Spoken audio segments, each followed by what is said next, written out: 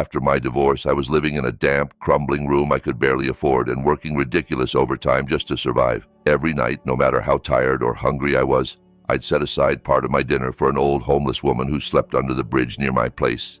One night, as I bent down to leave her a food box like always, she suddenly grabbed my hand, her fingers like iron, and whispered, "You're the only one who still cares.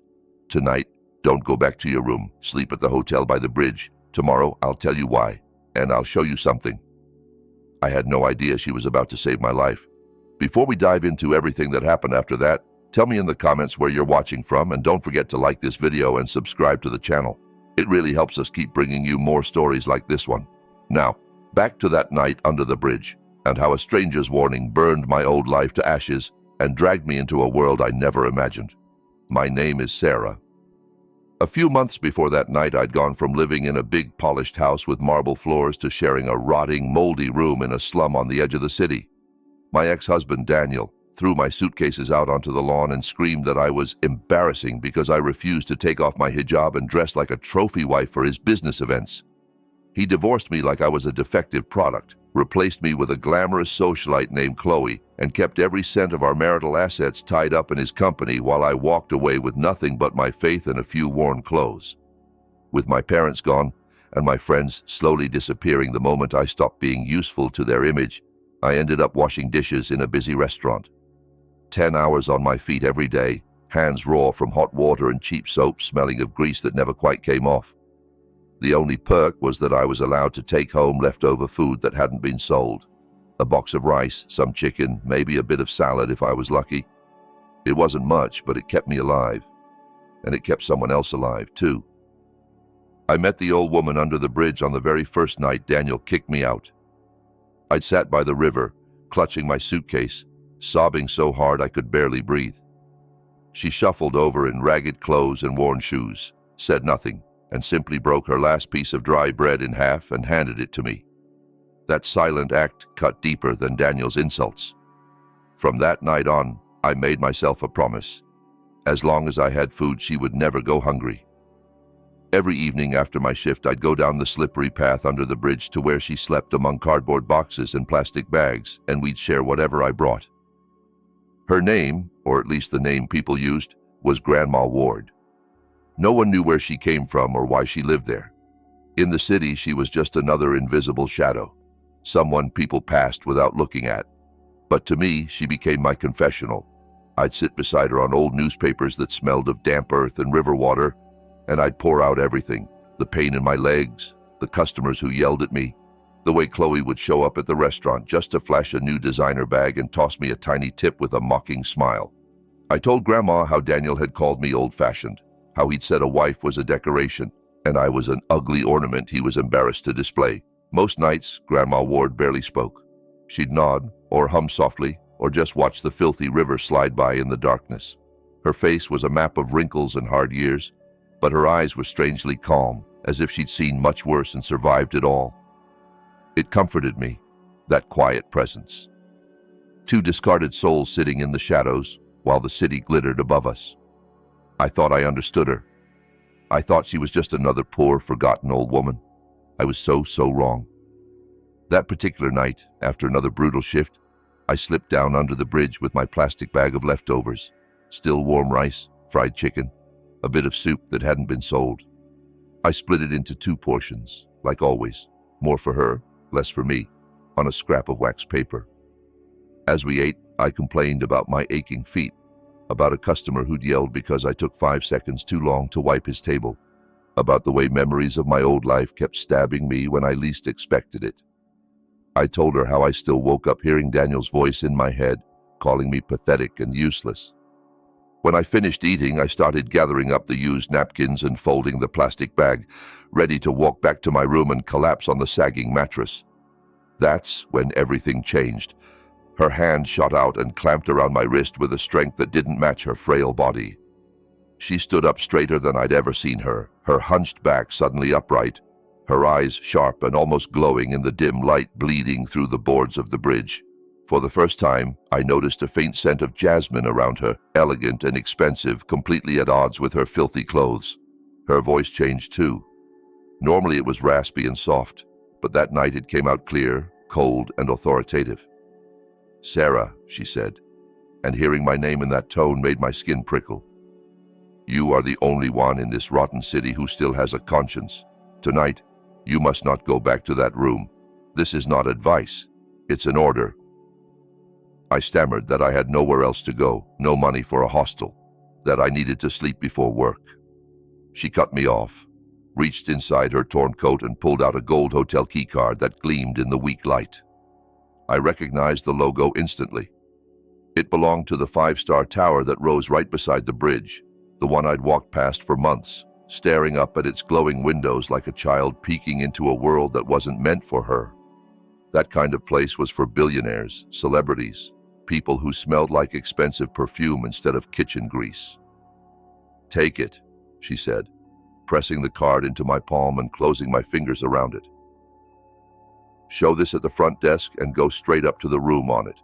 Do not argue. Your life is in danger if you go home. Tomorrow morning I'll come to you and explain everything." I hesitated at the edge of the underpass, the traffic above roaring like an angry ocean. Something in me screamed that this was insane. What if the card was stolen? What if this was a trap? But the way she was looking at me, there was no madness in her eyes, only a hard, steady certainty. And a tiny, terrified voice inside me whispered, "What if she's right?" I turned once more to look at her. She had already sunk back into the shadows, her posture once again that of a tired, hunched beggar. Hugging my thin jacket tighter around me, I crossed the road toward the hotel I'd only ever admired from a distance. The lobby swallowed me in gold light and polished marble. Crystal chandeliers burned overhead, and people in sharp suits and glittering dresses drifted past carrying luggage that probably cost more than everything I owned. I felt like a stain on the floor, my cheap sandals squeaking on the shining tiles, my worn hijab and thrift store jacket drawing stares from guests and staff alike. A security guard barely disguised his intention to escort me out. But then he saw the gold card in my hand and froze. His entire demeanor flipped from suspicion to respect in a heartbeat as he stepped aside and murmured, "Right this way, ma'am." I walked up to the front desk, terrified the young receptionist would laugh in my face. Instead, when she saw the card, the color drained from hers. She straightened as if a general had just marched in, bowed her head slightly and said, "Of course, ma'am. We've been expecting you." No ID, no deposit, no awkward questions. Moments later, I was in a private elevator lined with glass, watching my reflection in the mirrored doors. Hollow eyes, dark circles, a thin, tired face framed by a faded scarf. I looked nothing like the kind of woman this card belonged to. Yet the elevator rose smoothly toward the top floor, as if it knew better than I did who I was supposed to be. The suite was bigger than the entire floor of the boarding house where I rented my room. Soft leather sofas, a vast bed made up with crisp white sheets, floor-to-ceiling windows offering a view of the entire city spread out like a sea of stars. I stood there, too afraid to sit on anything, afraid my calloused hands would leave marks on the polished surfaces. Finally, my exhaustion crushed my fear. I washed my face in a bathroom that shone with gold fittings, performed my prayers on the worn, familiar prayer mat I carried in my bag, and cried until my throat hurt. "God," I whispered into the soft carpet, "if this is a test, give me strength. If this is a miracle, show me what to do with it." Later, unable to sleep, I sat on the edge of the bed, staring out of the window. Somewhere beyond the glowing skyscrapers and the smooth lines of the highway was the patchwork of tin roofs and wooden shacks where my room stood. A digital clock on the nightstand clicked over to 2 a.m. That was when the sirens started. At first they were distant, a faint wail cutting through the glass. Then there were more, overlapping, rising. I pressed my hand against the cold window and leaned closer. In the distance, an angry orange glow bloomed, growing wider and higher until I could clearly see flames devouring the slum where I lived. The fire spread unnaturally fast, hungry tongues of red and yellow racing from shack to shack, turning everything into a single boiling inferno. I recognized the cluster of buildings. I knew exactly which narrow alley was mine. The center of the blaze was where my room should have been, burning brighter than the rest. My knees gave out, and I slid to the floor, shaking. If I had gone home like every other night, I would have been asleep on that mattress, suffocating and burning before I even woke up. As I stared, numb, my eyes snagged on a dark shape parked just beyond the flashing lights and the chaos. A black luxury sedan, expensive, familiar. Even from that distance, I knew that car. I had washed it, polished it, watched my ex-husband lean against it, smoking calmly as neighbors stared. Now, there he was again, Daniel, standing beside the car, arms folded, watching the fire with a stillness that made my blood run cold. No rushing toward the flames, no sign of panic. He watched the destruction like someone watching a house of cards fall exactly as planned. After a while, he flicked his cigarette away, slid into the driver's seat, and drove off, leaving the fire to do the rest. The truth slammed into me. This wasn't an accident. He'd tried to kill me. And as far as the world was concerned, he had succeeded. I stayed there until the first pale light of dawn seeped into the sky, watching the smoke drift up where my old life had stood. Somewhere down there, people would assume I'd died in that blaze, another nameless victim. My few clothes, my worn prayer books, the cheap photographs from my wedding, all ash. By the time the knock came at the suite door, my fear had hardened into something colder. I wiped my face, adjusted my hijab, and opened it with trembling hands, half expecting police, half expecting Daniel's men. Instead, 2 hotel staff wheeled in a heavy cart laden with silver-covered dishes. Behind them, moving slowly, came a woman I almost didn't recognize. She was tall and straight-backed, dressed in a cream silk blouse and an elegant batik skirt, her silver hair twisted into a neat chignon held with gold pins. Pearls glowed softly at her throat, and a faint jasmine perfume floated in with her. Her skin was smooth for her age, her eyes sharp and kind at the same time. But it wasn't the clothes or the jewelry that froze me. It was the way she smiled, the familiar tilt of her head, the tiny mole by her chin. My mind staggered, trying to overlay 2 images. The ragged figure under the bridge and this regal woman standing in the doorway of a penthouse suite. When the staff left and the door clicked shut, she laughed softly at my expression. "Sit, child," she said, in that same clear, commanding voice she'd used under the bridge. "Eat something before we talk." My legs moved on their own, carrying me to the sofa. She poured tea into delicate china cups as if we'd always taken breakfast together like this. Then she told me who she really was. Her name was Eleanor Ward, and she owned the hotel we were sitting in, the tower we were looking out over, and a chain of other businesses I'd only ever heard mentioned on the news: real estate, mining, finance. The Ward Group, the invisible hand behind half the city. For the past year, she explained, she'd been secretly disguising herself as a homeless woman in different corners of the city, surrounded by greedy relatives and fake friends who only saw her as a walking bank account. She'd started to doubt whether any genuine kindness still existed. So she'd slipped out of her penthouse and into the streets, looking for a heart that helped without asking for anything back. Under the bridge where I'd met her, hundreds of people walked past every day. Most averted their eyes. Some tossed her a coin like they were throwing scraps to a dog. Only one person came every night, sat with her, listened, and shared her own dinner instead of leftovers meant for the trash. Me. Then she told me about the fire. She was never truly alone in her undercover work. Her security team watched from the shadows, ready to intervene if necessary. They'd noticed suspicious men hanging around my neighborhood, watched them haul cans of gasoline toward the row of rented rooms where I lived. When they traced the money back, the name attached to the transfers was Daniel's. Eleanor could have called the police or tried to stop it outright, but she chose a different path.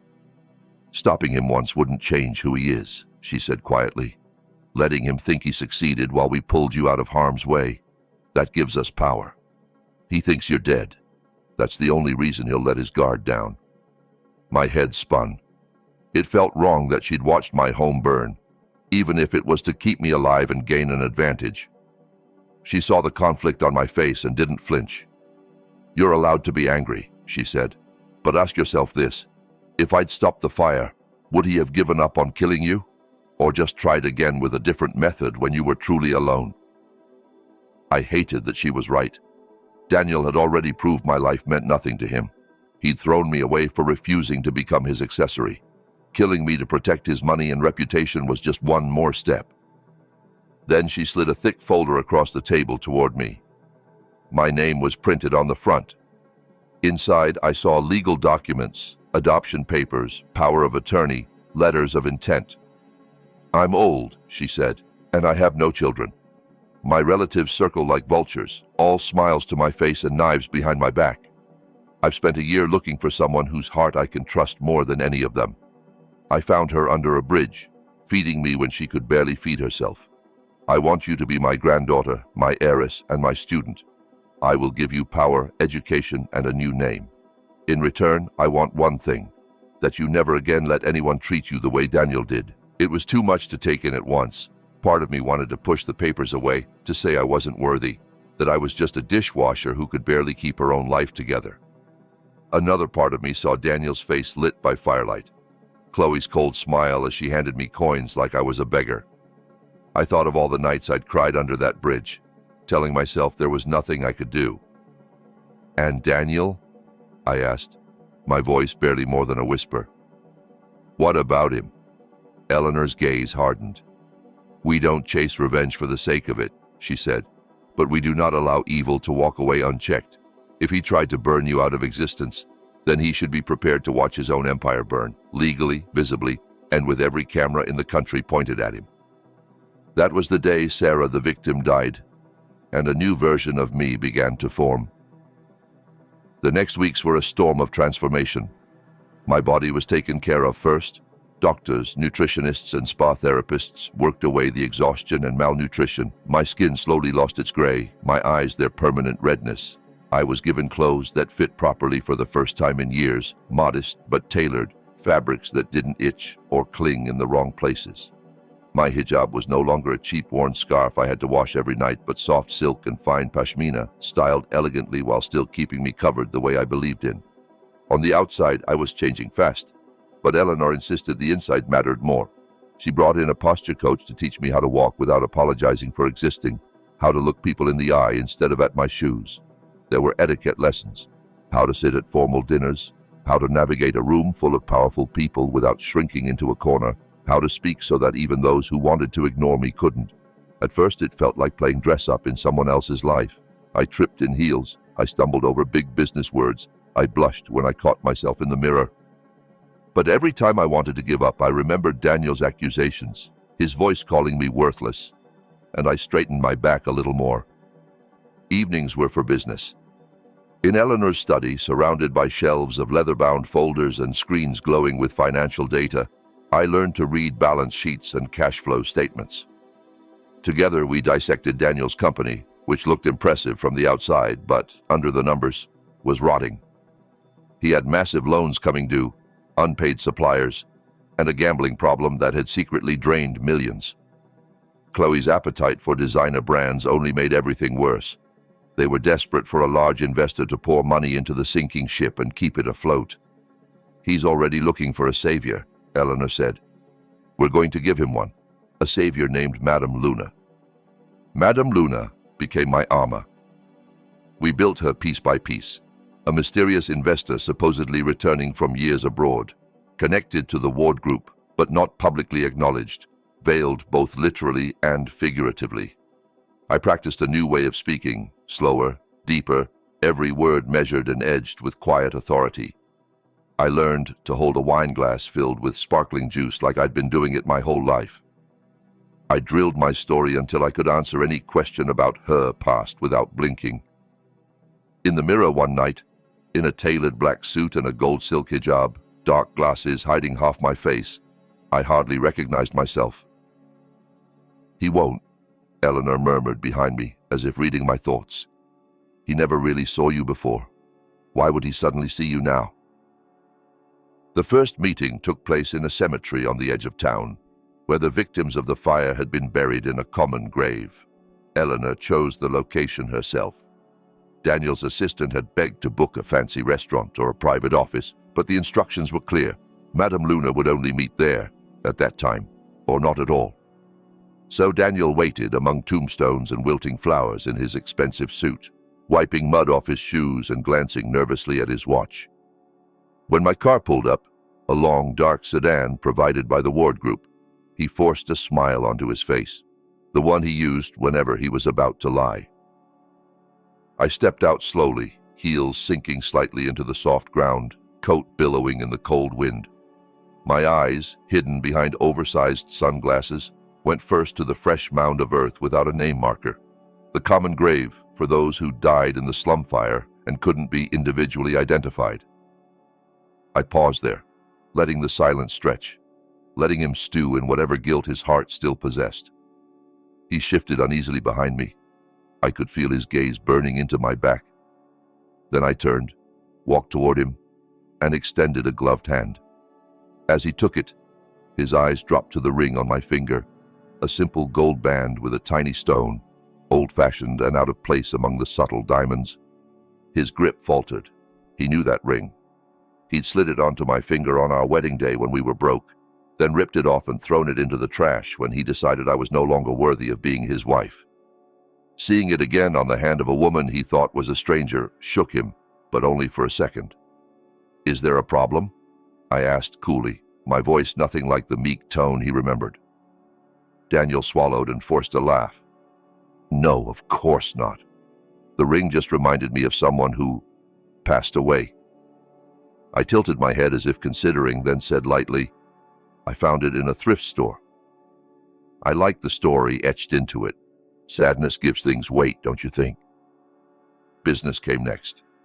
We stood in the shadow of the grave as I laid out what I knew, the exact amount of cash his company needed to avoid immediate collapse, the loans coming due, the suppliers he'd stalled. His eyes widened as I recited numbers only his accountants should know.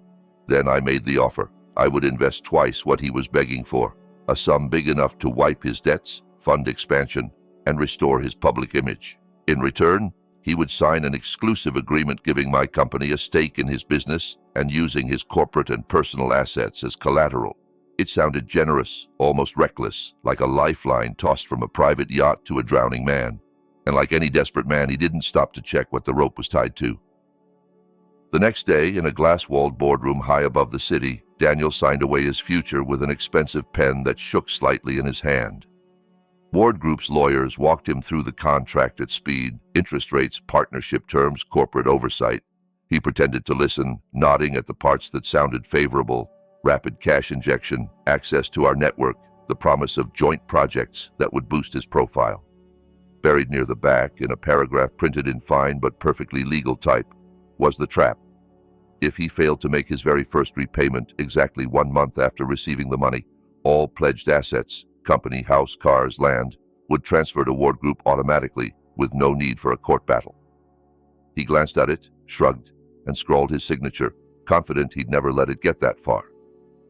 While the ink on the contract dried, Chloe went on a shopping rampage. The moment she heard they'd secured a massive investment, she celebrated the only way she knew how, maxing out cards on designer handbags, limited edition shoes, and jewelry that glittered like stars.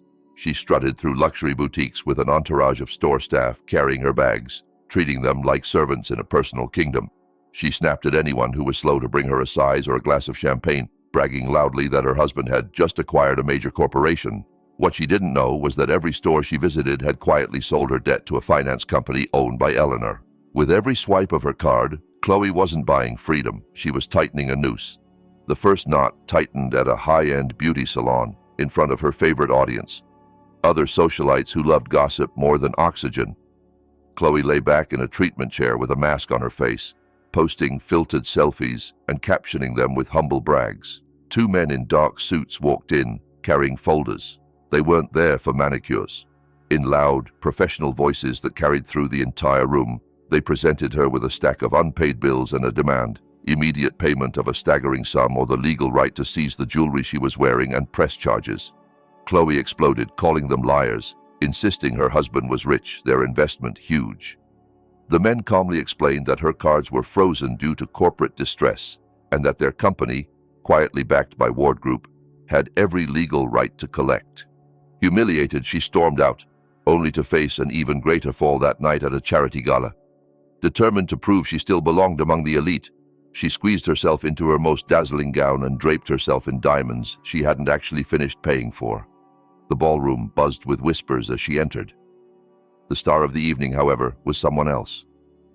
Madame Luna, the mysterious investor, stood at the center of a circle of powerful businessmen and politicians, radiating an icy kind of grace in a deep maroon evening dress and matching hijab. When Chloe saw her, she saw an opportunity.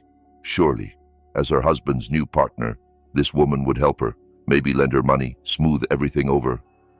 She pushed through the crowd, smiling too brightly, and started pouring out her troubles to me in a syrupy, desperate tone, blaming the bank, the economy, even her overly sensitive husband. I listened behind my dark glasses, keeping my face neutral. When she finished, I let a small smile curl my lips. "I'm afraid, Mrs. Chloe," I said, letting the formal title sting, "that I don't do business with people who dig one hole just to fill another. Actions have consequences." Right on cue, 2 police officers approached, accompanied by a representative from the jewelry store whose diamonds sparkled at Chloe's throat and wrists. In front of cameras and gasping onlookers, they produced a warrant to repossess the jewelry and question her about fraud. As they unclasped the necklace from her neck, Chloe shrieked and fought, the image of a queen being stripped of her crown. Gasps turned into whispers, whispers into delighted smirks. The same people who had flattered her a month earlier now backed away as if she were diseased. As she was dragged past me, I lowered my sunglasses just enough for her to see my eyes.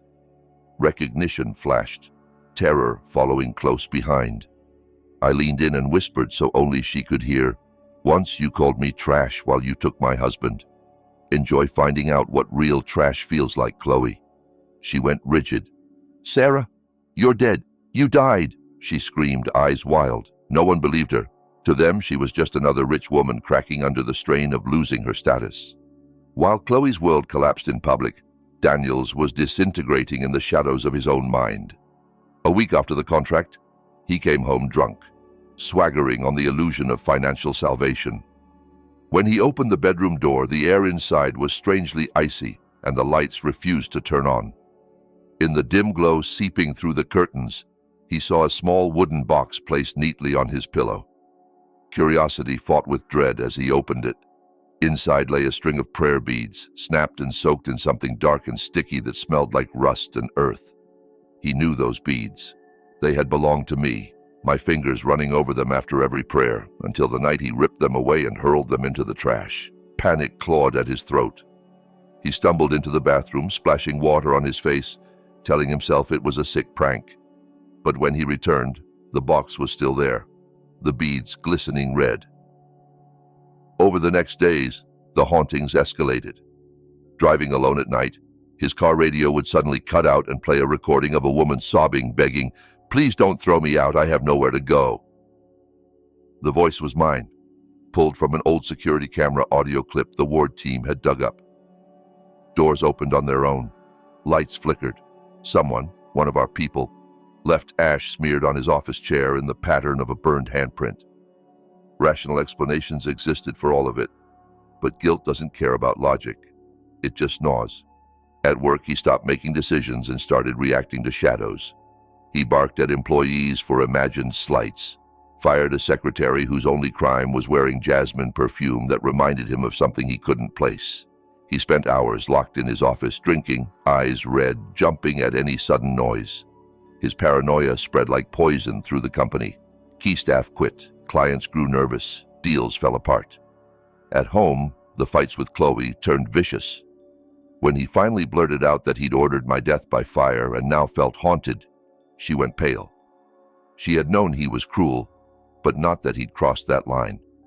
Their partnership, built on selfishness and vanity, shattered the moment true consequences stepped through the door. Exactly 1 month after the money landed in his account and began to evaporate into gambling, luxury, and bad bets, the first payment came due. Daniel had nothing left to give. He tried to stall, to charm, to bluff, sending emails, leaving voicemails, promising it was just a short-term cash flow issue. Ward Group's response came in person.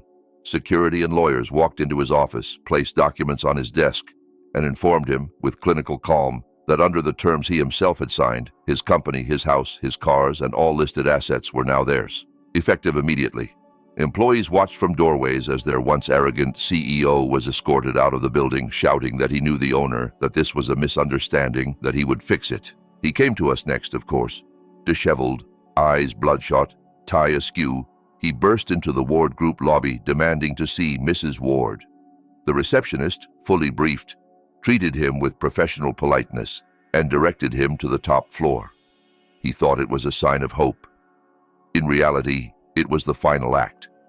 The boardroom he entered was dim, lit only by the city skyline spilling through the glass wall. At the far end of the long table, a single high-backed chair sat turned away from him. Daniel stumbled forward, then dropped to his knees, sobbing, begging forgiveness, offering anything, work, years of service, his pride, if only he could keep his life of luxury. The person in the chair laughed softly, a sound that was neither cruel nor kind. Just done. The chair turned. I watched his face as he saw me, no sunglasses this time, no attempt to hide who I was. I was dressed simply but powerfully. A gold silk hijab framing a face he'd once called plain, a black suit fitting a woman who no longer apologized for taking up space. "Peace be upon you, Daniel," I said evenly. "Do you remember your embarrassing wife, the one you tried to burn out of this world?" He stared, eyes bulging, lips trembling. His mind clearly skidded across every memory, the bridge, the fire, the bland news headline about unidentified victims, the mysterious investor, the ring, the hauntings. All the pieces clicked together in a single horrifying instant. I walked toward him, each step echoing in the silence. "I didn't come back to be your nightmare," I told him. "You built those all by yourself. I came back to return what you gave me. You gave me poverty. Today, you have nothing. You gave me humiliation. Now the whole country will watch yours. You tried to take my life. I'm leaving you yours. Just a different kind." He lunged suddenly, wild with rage and fear, hands reaching for my throat. Before he got close, 2 guards pinned him to the floor. I pressed a button, and the door opened again, this time to police officers, cameras, and Eleanor herself, walking in with the calm of someone who holds every card. We handed over the evidence we'd collected, footage of his hired arsonists dousing my old building in gasoline, bank transfers linking the payments back to him, records of fraud and tax evasion buried in his company books. The trial that followed moved quickly. The same media that had once praised his entrepreneurial spirit now devoured every detail of his fall. He was convicted of attempted murder, arson, and a string of financial crimes. The judge's gavel fell like the closing of a coffin lid, sentencing him to years behind bars that might as well have been forever. I attended only the final day. When the sentence was read, I didn't cheer. I just closed my eyes and whispered a quiet thank you that justice, slow and winding as it was, had finally found him. Chloe's punishment looked different, but it cut just as deep. Stripped of her mansion, shunned by the social circle that had once worshipped her Instagram feed, and hounded by debt collectors, she discovered how invisible someone becomes when the money runs out. Old friends stopped replying to messages. Family members made excuses. With no qualifications beyond looking pretty at parties, she found only one job willing to take her: washing dishes in a greasy roadside diner, hands cracked from detergent, hair tucked into a cheap net. One night, as she scrubbed plates under buzzing fluorescent lights, the TV behind the counter showed a news segment about a new homeless shelter opening under the bridge. The camera zoomed in on me, standing beside Eleanor, cutting a ribbon. Chloe froze, sponge in hand, and began to sob. As for me, I went back to the bridge where everything had started, not to sleep under it, but to rebuild it. Using the resources Eleanor and I now controlled, we transformed the dark, damp space into Ward Haven, a bright, clean shelter with beds, showers, a soup kitchen, a clinic, and classrooms where people could learn skills and start over. The gray concrete was covered in murals painted by former street kids, splashes of color where there had once been only grime. I walked there at sunset with Eleanor, her arm linked through mine, watching children laugh as they chased each other across the courtyard. The woman the world had decided was dead now had the power to pull others back from the edge she'd once teetered on. Sometimes people asked me if revenge was worth it, if seeing Daniel in handcuffs and Chloe in an apron healed the wounds they gave me. The truth is, revenge alone would have left me empty. What healed me was justice, and what completed me was being able to turn my pain into something that saves other people. That night under the bridge, I was just a woman with a box of leftover food and a heart full of broken dreams. Today, I'm someone who can look another homeless woman in the eye and say, I see you. You matter. Your story doesn't end here. Meanwhile, in a cramped, damp prison cell, Daniel sits on a thin mattress, staring at a plastic tray of cold rice and watery stew that tastes like regret. In the hallway, a tiny TV plays yet another news story about Ward Haven and its expansion to other parts of the city. My face flashes across the screen, smiling as I greet volunteers and hug children in new school uniforms. Daniel lifts a spoon to his mouth, but the food won't go down. He presses his fist against his chest, gasping on a pain that has nothing to do with the stale air. No one hears his choked apologies. Outside, the sun sets in gold over the bridge, bathing Ward Haven in light as I walk forward into a future I chose for myself.